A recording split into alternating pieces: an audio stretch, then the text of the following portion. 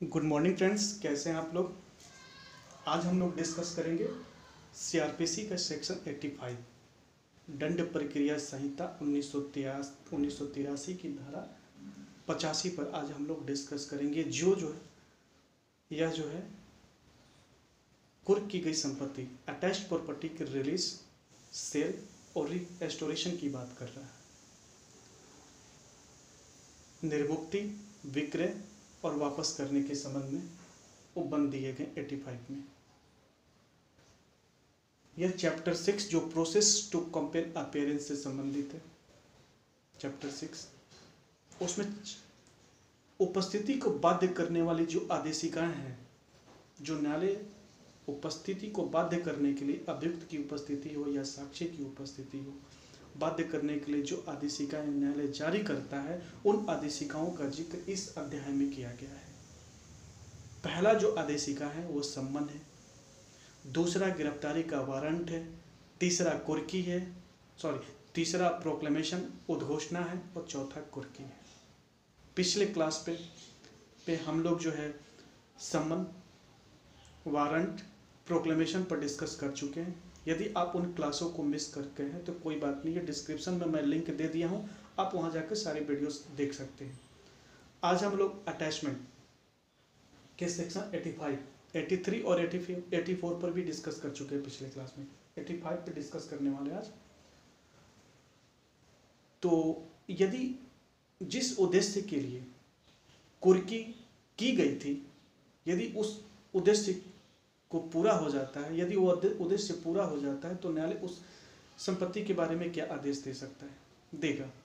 यदि वह उद्देश्य पूरा नहीं होता है तो न्यायालय उस संपत्ति के संबंध में क्या आदेश देगा। दूसरे शब्दों में हम यह कह सकते हैं कि यदि उद्घोषित व्यक्ति जिसकी संपत्ति कुर्क की गई थी, वो न्यायालय में अपीयर हो जाता है विद इन स्पेसिफाइड टाइम, जो समय दिया गया था उस समय के अंदर अपीयर हो जाता है, उपस्थित हो जाता है, तो न्यायालय उस संपत्ति के संबंध में क्या आदेश दे सकता है। और यदि वो उपस्थित नहीं होता है, जो समय उद्घोषणा में स्पेसिफाइड किया गया था उस समय के अंदर उपस्थित नहीं होता है, तो न्यायालय उस संपत्ति के बारे में क्या व्यवस्था कर सकता है, क्या करता है। तीसरी सिचुएशन ये आती है कि यदि वो व्यक्ति जो 2 वर्ष के अंदर आ जाता है, तो उस सिचुएशंस में न्यायालय उस संपत्ति के संबंध में क्या आदेश दे सकता है।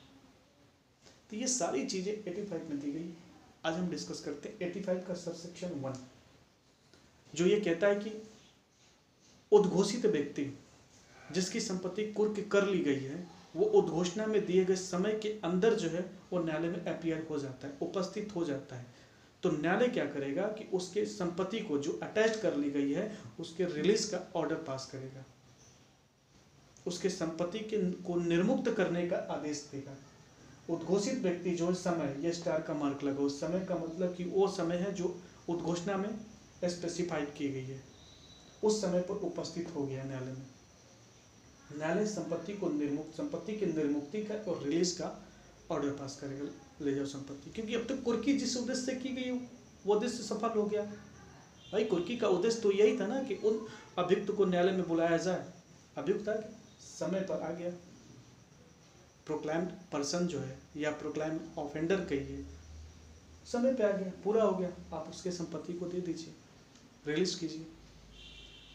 सबसेक्शन 2 कहता है कि वो जो व्यक्ति, उद्घोषित व्यक्ति जो था, उद्घोषित अपराधी जो है, उस समय पर न्यायालय में नहीं अपीयर हुआ, जो समय दिए गए थे, स्पेसिफाइड किया गया था प्रोक्लेमेशन में, उस समय पर वो नहीं हुआ, तो कोई बात नहीं, उसकी संपत्ति राज्य सरकार के पास चली जाएगी, बेचने के लिए चली जाएगी।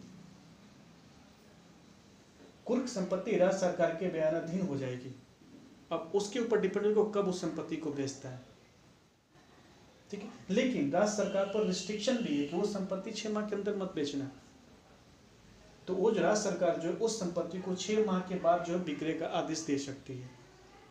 तो ये 6 माह जो काउंट किया जाएगा डेट ऑफ अटैचमेंट से, कुर्की की तारीख से 6 माह के बाद ही राज्य सरकार उस संपत्ति को बेचने का आदेश देगी।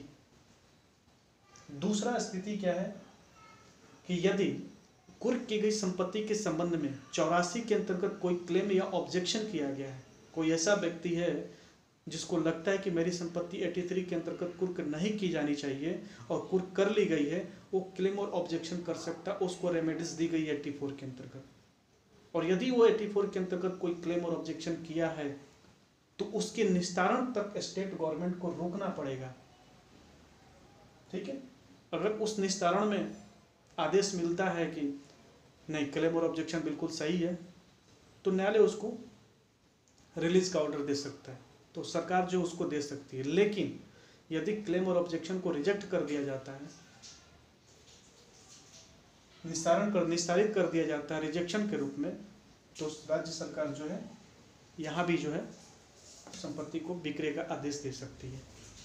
तीसरा स्थिति यह है कि यदि वो संपत्ति जो कुर्क की गई है वो सड़ने विनश्वर प्रकृति की है, सड़ने गड़ने वाली है, या राज्य सरकार को ऐसा लग रहा है कि इस संपत्ति को अभी बेच दिया जाएगा तो इसका जो ऑनर है ऑनर के फायदे के लिए होगा, तो ये दोनों स्थिति में भी वो विक्रय का आदेश राज्य सरकार दे सकती है।